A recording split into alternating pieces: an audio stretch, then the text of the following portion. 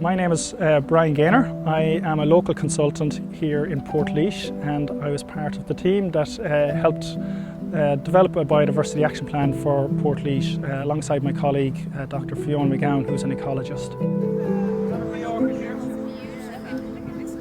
We're here today doing a community biodiversity workshop, and it's one of the actions that's come out of our local biodiversity action plan for Portlaoise. We've got an action plan done there about 2 years ago that was funded through the Community Foundation for Ireland, and this action plan is great because it's given us guidance on actions that we can take that will make a positive difference for biodiversity in our area. We had an ecologist who has led the project, and they came out and they've met with the community, they've met with the local authority and other stakeholders, other landowners in the town, and then carried out their own baseline assessment of the sort of main habitats and some of the species that they found in the place. They've also looked at different threats to these habitats and species, the likes of invasive species and so on. And I suppose also, most importantly as well, looking at opportunities that we can take to make a positive difference, I suppose, in our area.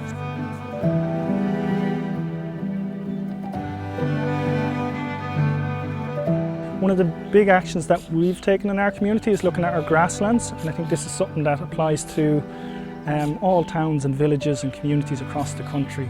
We have lots of areas of sort of green deserts, where we've mown grass and most of it not used or serving any other function. So these are the kind of things that we're sort of looking at and focusing on, is trying to manage these spaces less intensively to support biodiversity and also create more interesting spaces for us people.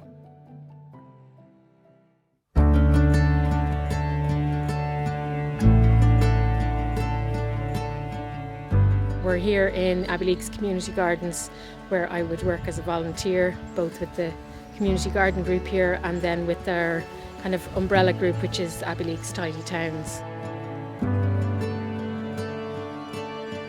We're aware that we live in an area in County Laois where there's plenty of biodiversity to celebrate and to look after. In Tidy Towns, we would be very conscious about raising awareness and then, helping people to realise what's right on their doorsteps and how to work with it to help things, to improve things. With funding from Community Foundation Ireland, we wrote a biodiversity action plan, and so we've been kind of slowly working on those actions over the years.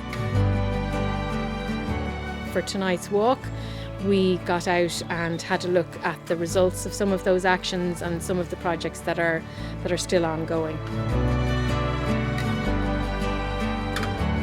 Our first stop was at the library. That's where we gathered to meet for the walk, and we were joined right on cue by our local swift population who were flying about overhead. They're always very visible here in the town during the summer, and I love to hear their calls because you can nearly feel the summer's heat when you hear their calls.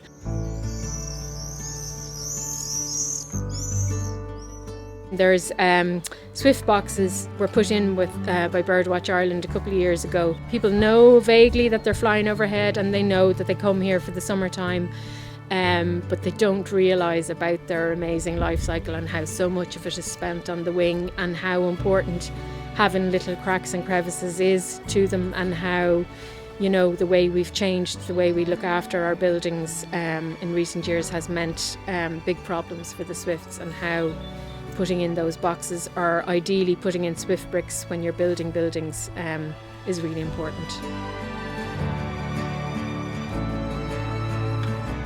A big one for us was kind of a change in the way our green areas, grassy areas are mowed.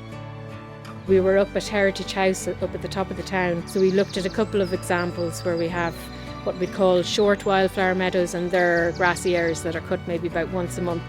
and that's enough time for the smaller flowers to bloom. So there would be, we saw there was daisies, dandelions, and then as the season progresses you'll see speedwells, self-heal, so bird's foot trefoil, those kind of plants, which are all really important for pollinators. We also have an area there where we planted a native hedgerow, and the grass has been let grow longer along that verge, so that will grow until the summer and then be cut, and that's what we call our tall wildflower meadow, or it's basically mimicking a hay meadow, just increasing the areas that are biodiversity friendly as such, and kind of increasing awareness about our local pollinator species.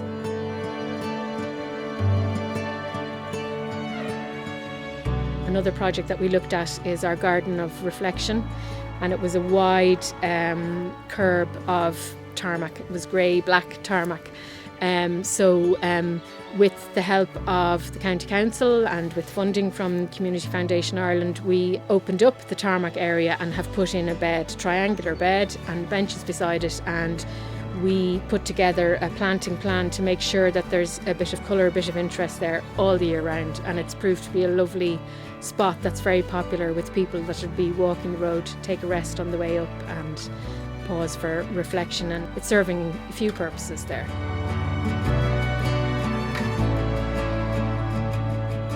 In our meadows, these are a great example of where we leave space for nature, what nature can give back to us. So we have the likes of your red clovers, your oxeye daisies, you have your cat's ear, and we're very lucky here in Portlaoise to have a number of different species of orchids. Here in the park we have bee orchids, we have pyramidal orchids and common spotted orchids. And in the town we're actually lucky to have some rare species as well, such as the green-winged orchid, which showed its head for the first time in Portlaoise in over 100 years.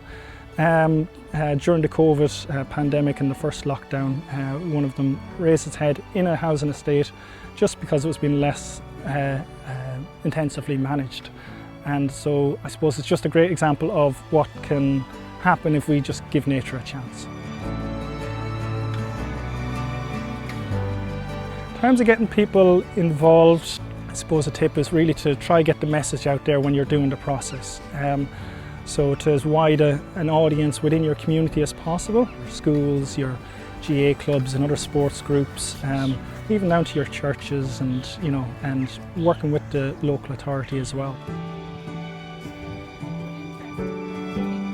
There's a wide range of different spaces that make up our communities, and it's trying to get as many of those people involved as possible, because biodiversity doesn't really recognise some of our boundaries that we have. So if we can get as many of those people and landowners involved, then I think we can make a real positive change for wildlife in our area.